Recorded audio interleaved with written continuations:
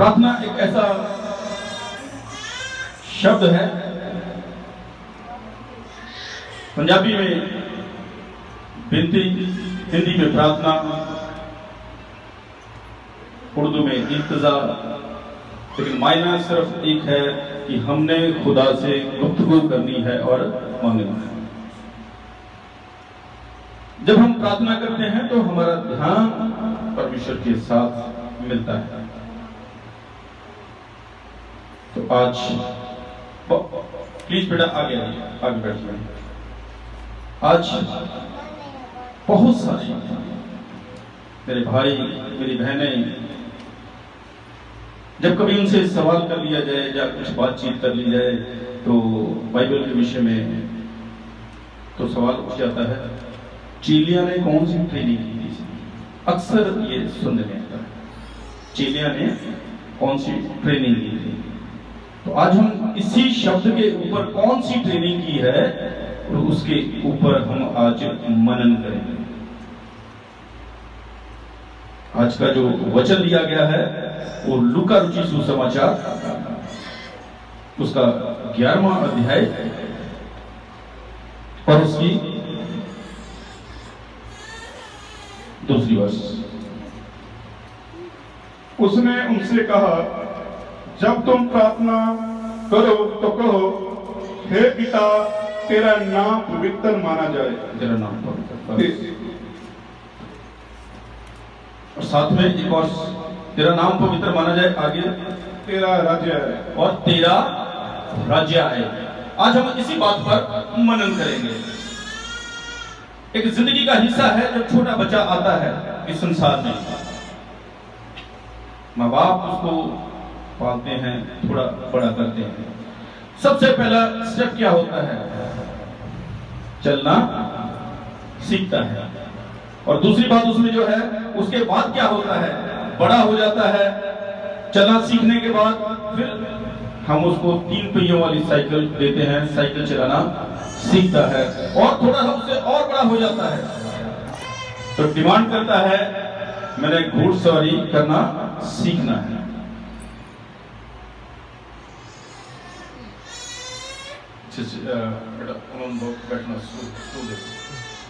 घुड़सवारी करना सीखता है।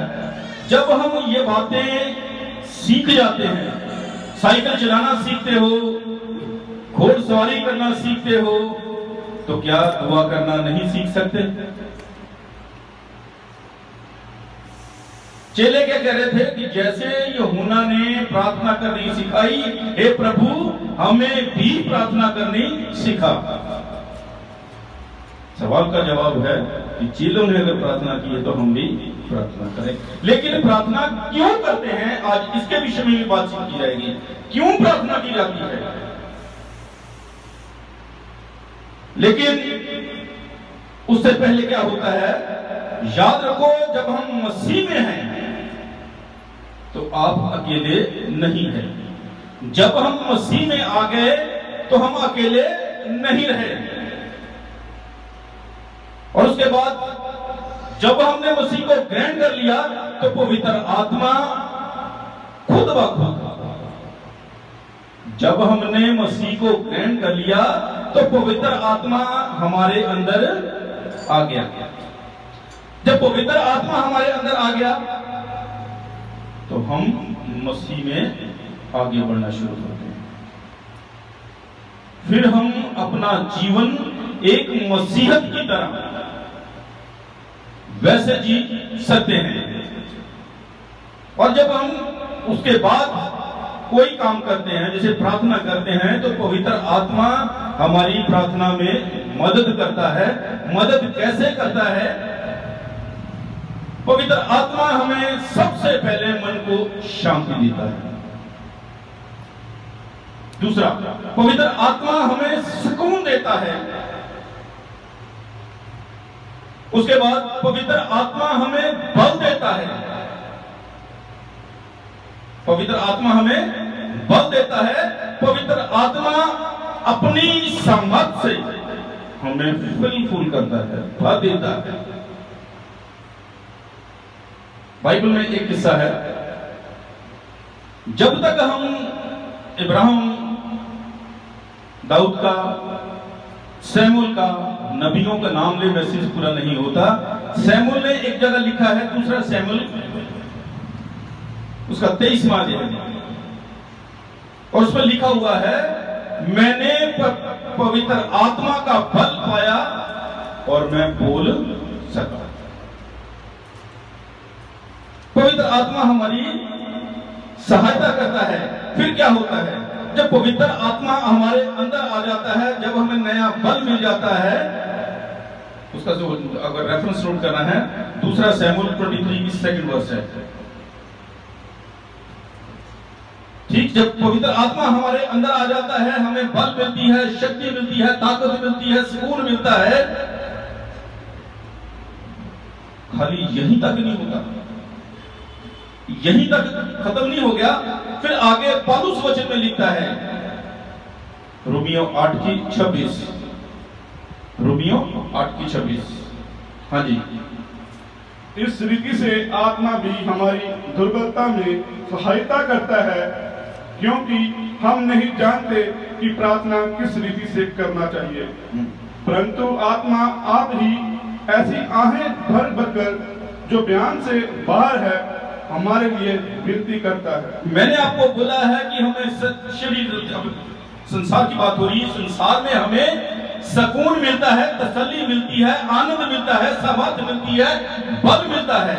अब उसके बाद जो सवाल आ गया कि पवित्र आत्मा हमारी दुर्लभता में सहायता करता है, फिर क्या करता है, आहें भरता है।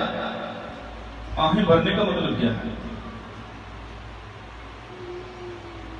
आहें भरने का मतलब यह है, नोट कर लो बच्चे, आहें भरने का मतलब यह है कि हमने अनंत जीवन पाना है। हमने क्या करना है? अनंत जीवन पाना है। पवित्र आत्मा हमारे लिए परमेश्वर से जाकर खुदावंद यीशु मसीह के नाम से जो कुछ हम मांगते हैं उससे विनती करता है, रो रो कर कहता है कि इन बच्चों ने यीशु मसीह को ग्रहण कर लिया, उसके लहू को अपने जीवन में ले लिया। उसके बाद ये बच्चा अनंत जीवन के लिए डिमांड कर रहा है, लेके जाना इसको अंतिम छुटकारे के लिए। छुटकारा किससे? संसार की अभिलाषाओं से छुटकारा। अब ये बच्चा वहां जाने के लिए तैयार हो गया। यह प्रार्थना, और उसके आगे क्या होता है? प्रार्थना करने का सही तरीका क्या है? प्रार्थना करने का सही तरीका क्या है? एक बार किसी से पूछा गया, हाँ बेटा प्रार्थना करता है? कहता हाँ कर लेती या कदी कदाई जदों सानू समय मिलता। बाइबल पढ़ता थोड़ा बहुत पढ़ लेने, थोड़ा बहुत पढ़ लेने। प्रार्थना भी कदी जो कर लेने, कदों करते जो सानू परेशानी होती प्रार्थना कर लेना। क्या ये सही तरीका है? कभी हमने अपनी शरीर की लालसाओं के बारे में सोचा? हम अपने शरीर की अभिलाषा के लिए, लालसाओं के लिए समय निकालते हैं। कभी आप खाना खाने नहीं भूले,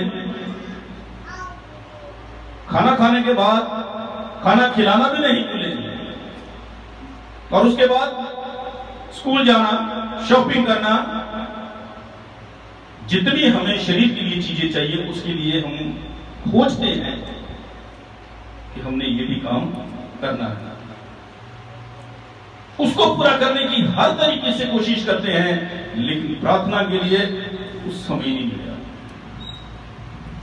आपने शरीर की लालसाओं को तो पूरा किया, लेकिन शरीर के अंदर एक शख्सियत है, एक जीवन है, एक आत्मा है, उसके लिए आपने क्या किया? बाइबल में लिखा, जेनेसिस में लिखा है, अगर हम उसका 3रा अध्याय पढ़ते हैं, मिट्टी है, मिट्टी दे, मिट्टी है, मिट्टी से बनी है, मिट्टी में मिल जाएगी। लेकिन जो आत्मा है, बाइबल में लिखा हुआ है, बहुत सारे रेफरेंस आपको मिल जाएंगे। इफ्सियों का 6 अध्याय जब पढ़ेंगे, उसमें 25 वर्ष में लिखा हुआ है, आत्मा जीवित है, आत्मा कभी नहीं मरती। जो चीज, जो शख्सियत, जो जीवन, जो आनंद जीता रहता है, उसके लिए हमने क्या किया? उसके लिए हमने क्या किया? शरीर की लालसाओं को पूरा करने के लिए तो सब कुछ कर लिया, लेकिन जो हमारे अंदर है उसको पूरा करने के लिए हमने क्या किया? तो सही तरीका क्या है? खुदा के साथ एक समय एक जगह डिसाइड करें कि इस जगह हमने प्रार्थना करनी है, उस जगह के पास जाना है और प्रार्थना करनी है, अपने सारे गुनाहों का अंगीकार करना है,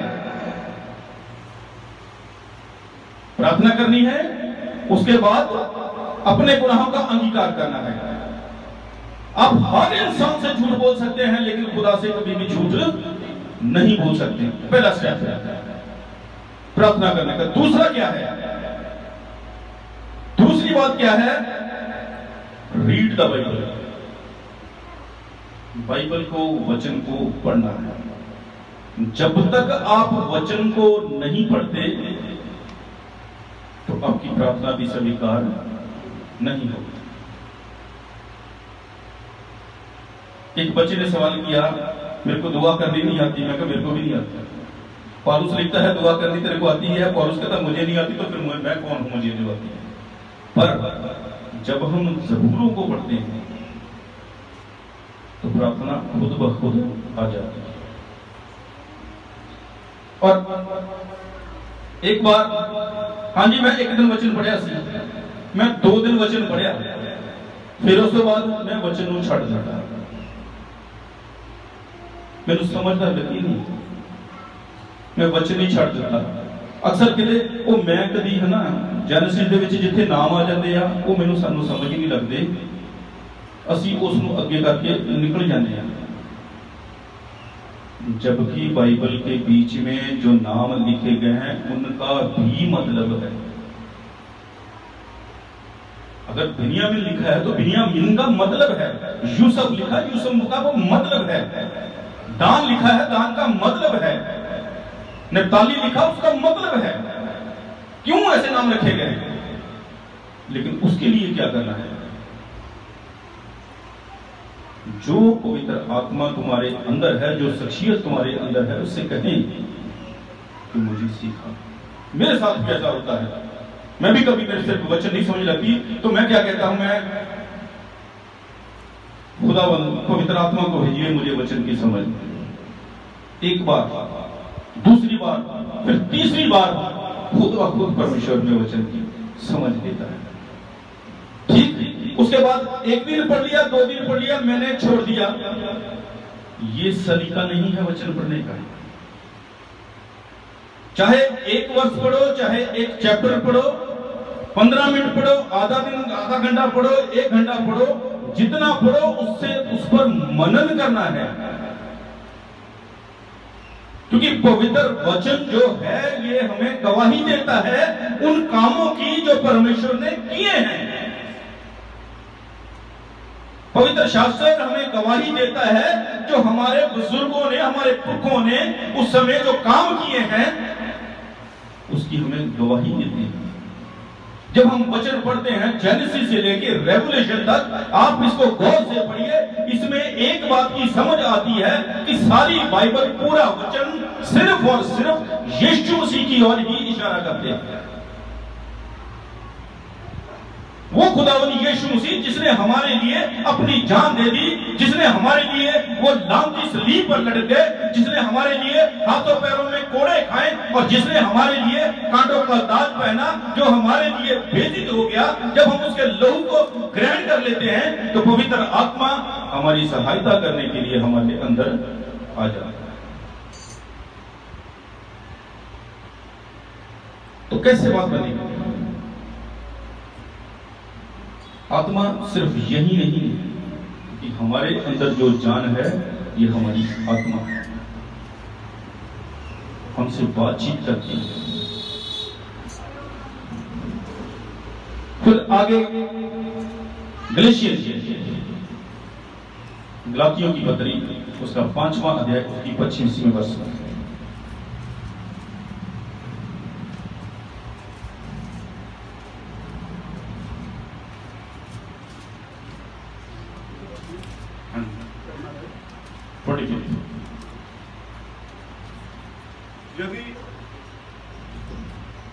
यदि हम आत्मा के द्वारा जीवित हैं तो आत्मा के अनुसार चले भी। यदि हम आत्मा के अनुसार जीवित हैं तो आत्मा के अनुसार चले भी। जीवित तो हैं लेकिन आत्मा के अनुसार हम चलते नहीं हैं। कौन है जो हमें आशीष देता है, समर्थ देता है, बल देता है, शक्ति देता है? जब हम वचन को पढ़ते हैं तो हमें आशीष मिलती है, और जब हम वचन को निगलेक्ट करते हैं, बाइबल को नहीं पढ़ते हैं, बाइबल से दूर भागते हैं, तो इसका मतलब है हम आत्मा के चलाए नहीं, क्योंकि वचन तो हमने पढ़ा नहीं, आशीष हम मांग रहे हैं। क्योंकि हमारा जिंदा परमेश्वर भी चाहता है कि मुझसे बातचीत की जाए, ठीक? फिर हमारी कंप्लेंट होती है खुदावन से, साड़ियां तो दुआ सुन दे, हमारी तो दुआ नहीं सुनी जाती। ये कंप्लेंट है हमारी।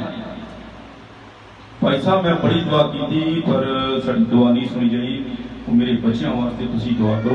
कारण क्या है, वजह क्या है, इसके पीछे रीजन क्या है? क्यों?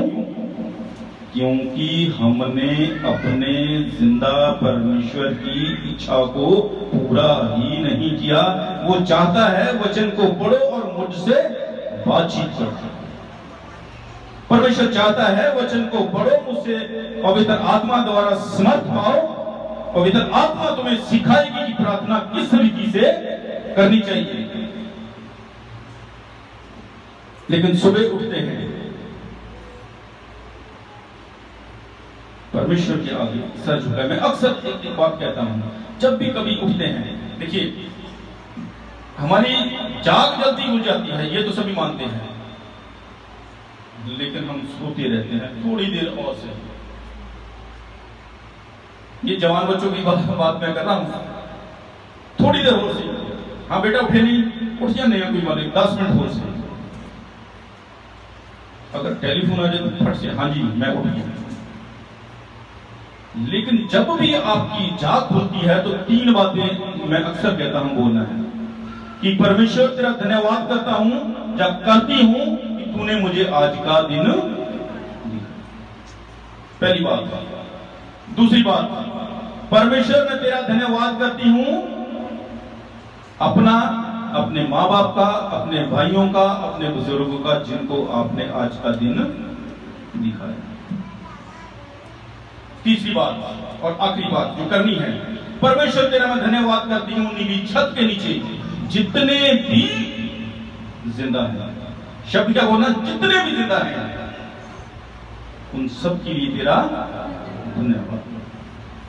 तब खुदा खुश हो जाता है कि ये बच्ची, ये बेटा, ये बेटी, ये बहन, ये बुजुर्ग, सबके लिए फिक्रमंद है। अब एक सवाल है, खुदा किनका है? भाई राज को छोड़कर कोई बता दे।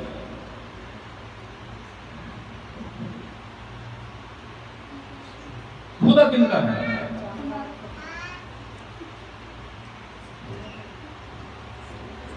आधे नंबर। हाँ जी भाई राज, खुदा जानदारों का खुदा है। किनका खुदा है? समुंदर और समुंदर की तह में जो सिपी होती है उसको खाना कौन देता है? अय्यूब 38 चैप्टर उसका पढ़ते हैं, उसमें लिखा है जब चिड़ियों के बच्चे ची ची करते हैं, जब काऊ के बच्चे काऊ काऊ करते हैं, उसको कौन तृप्त करता है? ज़बूर में लिखा है तेरी मुट्ठी खुलती है तो सबको आहार से तृप्त। तो खुदा किनका होगा? जानदारों का खुदा, जिसमें जान है उसका खुदा। ऐसा नहीं है कि इंसानों का खुदा है तो फिर उसके इंसानों के बीच में कैटेगरी आ जाएगी कि नहीं ये क्रिश्चियनों का खुदा है। ऐसा नहीं है। जो लोग ऐसा कहते हैं कतई नहीं है, गलत है। सिर्फ और सिर्फ खुदा है जानदारों का खुदा। जिसने कुल कायनात को बनाया, कभी जेनेसिस को पढ़ो पहले चैप्टर में, तो उसमें लिखा गया है पेड़ों के बीच में भी जान है, उनको कार्बन डाइऑक्साइड कौन देता है, उसके लिए सिस्टम तैयार किया गया है। हमें ऑक्सीजन कहां से मिलती है, उसके लिए सिस्टम तैयार किया गया है। तो खुदा जानदारों का खुदा है, तो उसके आगे क्या कहना है कि मैं धन्यवाद करती हूं या करता हूं जो आज सब जिंदा है। ठीक, अब दुआ करने के फायदे देखेंगे। पहले मैंने बताया था क्या तरीका है दुआ करने का, अब देखते हैं इसके फायदे क्या है। जब हम वचन को पढ़ते हैं, प्रार्थना करते हैं, वचन पढ़ते हैं, तो हमारा खुदा के साथ इंटरव्यू होता है। क्या होता है? अब कैसे, आपने कहना कि भाई साहब ने ये कैसे सवाल कर दिया, जवाब दे दिया कि इंटरव्यू होता है। आप कभी वचन को पढ़ते हैं तो उसमें आप कंपैरिजन करते हैं कि मैं कहां पर खड़ा हूं। खुदा कहता है अधूरे सुधार के विपरीत, अधूरे सुधार के लिए विपरीत हमें कौन से ऐसे काम करने हैं कि ताकि हम उन कामों से दूर रहें। इंटरव्यू होता है। ठीक, जब हम प्रार्थना करते हैं, वचन को पढ़ते हैं, एक उम्मीद के साथ पढ़ना है। क्या करना है? एक उम्मीद लेके पढ़ना है। एक मेरी सिस्टर यहां पर आई हुई है, इसलिए आई है, एक उम्मीद लेके आई है। एक मेरी बहन यहां पर आई है, इसके लिए आई है, एक उम्मीद लेकर आई है। क्या उम्मीद लेके आई है? मेरा बच्चे ने शिफा दी, और जब से ये आ रहे हैं इनको शिफा मिल रही है, और ये गवाही बहुत बार दे चुके हैं। ये मेरी बहन है, परेशानी की हालत में थी, लेकिन अब आ रहे हैं और इनको खुदा ने शिफा दिया। एक उम्मीद के साथ पढ़े। ठीक, और तीसरी बात इसमें क्या है? अध्याय पढ़ते समय, बाइबल पढ़ते समय उस पर क्या करना है? मनन करना है। फायदा क्या है? पहले वचन पढ़ना है, हमारा इंटरव्यू होता है, वचन पढ़ना है, मनन करना है, वचन पढ़ना है, और एक उम्मीद के साथ पढ़ना है। फिर क्योंकि सारा वचन पवित्र आत्मा की प्रेरणा से लिखा गया है। सारा वचन किससे लिखा गया है? पवित्र आत्मा की प्रेरणा से लिखा गया है। और उसके बाद जब हम ये सारा कुछ पढ़ते हैं, आधा घंटे पढ़ते हैं, 15 मिनट पर पढ़ते हैं, मनन करते हैं, तो पवित्र आत्मा हमारी सहायता करता है। जब पवित्र आत्मा हमारी सहायता करता है तो उसका फल हमें क्या मिलता है? इफिसियों की पत्री, लास्ट इफिसियों की पत्री 6:18।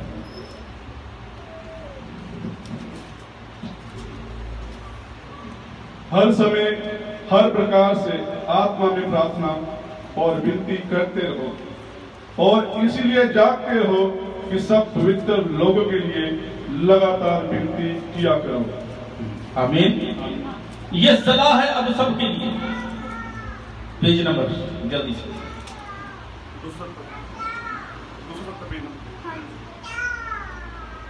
अब सलाह क्या है?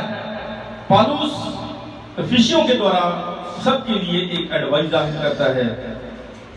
कह रहा सबके लिए प्रार्थना किया करो। किनके लिए? सबके लिए प्रार्थना किया करो। प्रार्थना करना ना छोड़ो। और इससे फायदा क्या? देखिए क्या होगा। जब हम प्रार्थना किसी के लिए करेंगे तो खुदा यीशु मसीह ने एक बात कही है। वो बात क्या कही है?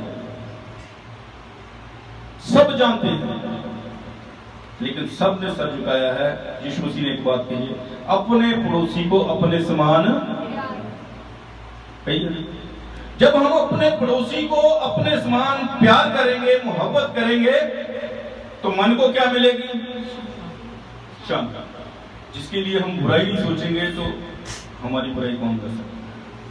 दूसरी बात, हमें आनंद मिलेगा। तीसरी बात, हमें ब्लेसिंग मिलेगी। चौथी और आखिरी बात, जिसके लिए हम सब उस चीज को पाना चाहते हैं, वो क्या है? आनंद भी हो गया, तसल्ली भी हो गई, सुकून भी हो गया, ब्लेसिंग भी मिल गई। लेकिन एक बात और है जो हमें चाहिए, वो है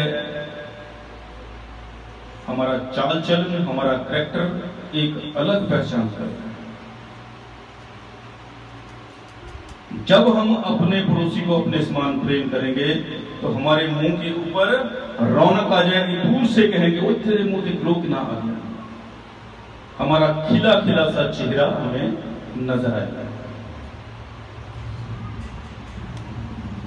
खुदावंद क्या कहते हैं? अपने पड़ोसी को अपने समान प्रेम करना। तो आज का जो टॉपिक था, जो आज के लिए हम प्रार्थना करते थे, जैसे बेटे ने गीत गाया, आओ दुआ में हाथ उठाने की घड़ी है, उस गीत का मायना है कि हमें अपना समय परमेश्वर के साथ बिताना है।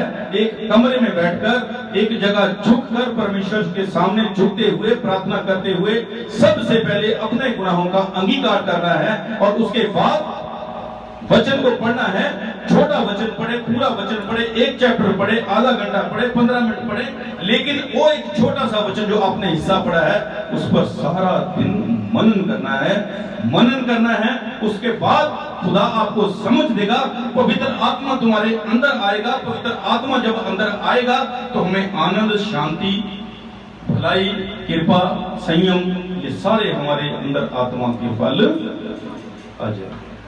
खुदा इस वचन के द्वारा आप सबको आशीष दे। आइए हम अपने सिरों को झुकाएंगे।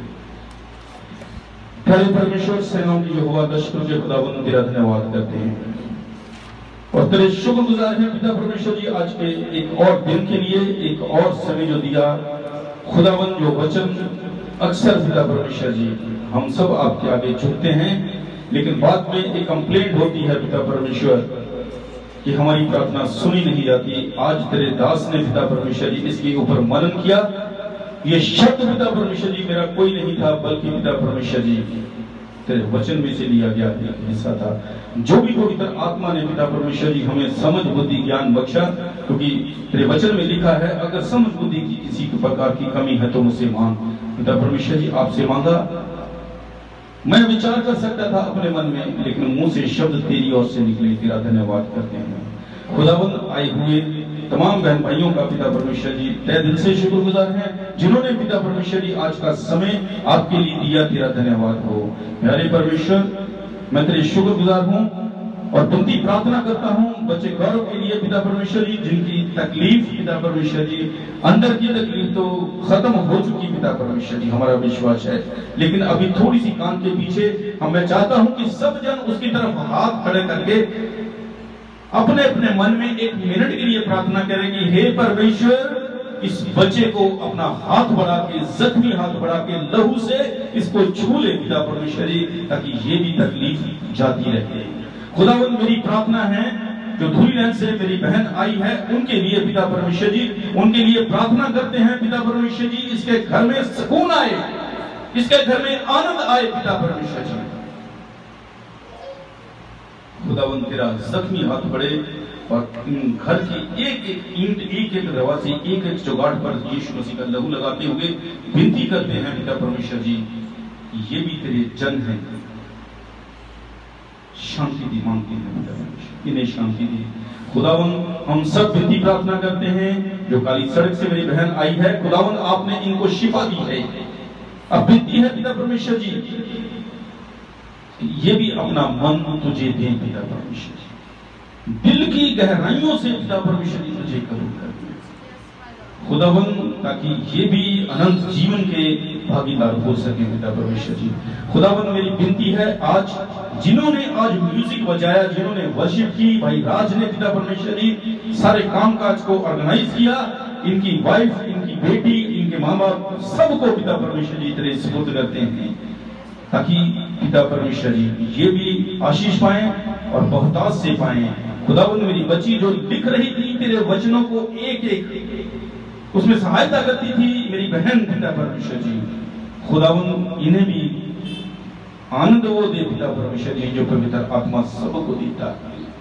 यहाँ खड़े होकर पिता परमेश्वर जी अपनी जिम्मेवारी को संभालें, ताकि जैसे आज इन्होंने शुरुआत की है, खुदावन आने वाले हफ्तों में पिता परमेश्वर जी एक बेटी की कमी थी जो वर्शिप कर सकेंगे, वर्शिप कर सकेंगे। पिता परमेश्वर खुदावन तेरा धन्यवाद करते हैं सब बातों के लिए, क्योंकि पवित्र आत्मा ने हमारी विनती प्रार्थना तेरे पास लेकर गई, क्योंकि तेरे कान हमारी प्रार्थना की ओर लगे रहते हैं। पिता परमेश्वर जी तेरा धन्यवाद करते हैं खुदावन यीशु मसीह के नाम से, इस विश्वास से सारी प्रार्थना यीशु मसीह के नाम से मांगते हैं जो पवित्र आत्मा के द्वारा आप तक पहुंची। तेरा हाथ बढ़ा और सबको अपने सुकून और ब्लेसिंग से भर दिया। तेरा धन्यवाद करते हैं यीशु मसीह के नाम से मांगते हैं, आमीन।